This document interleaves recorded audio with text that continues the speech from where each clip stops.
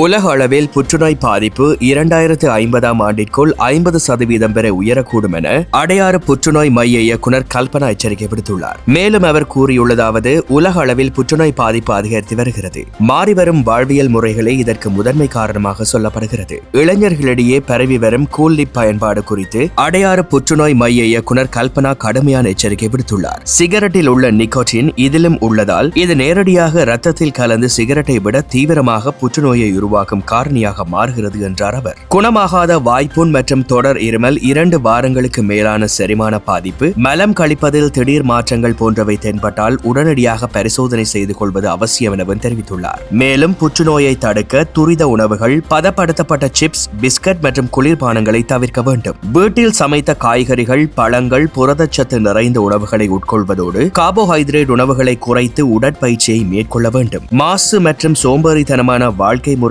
தவிர்ப்பதே புற்றுநோயை தடுப்பதற்கான முதல் கேடயம் எனவும் மருத்துவர்கள் அறிவுறுத்துகின்றமை குறிப்பிடத்தக்கது.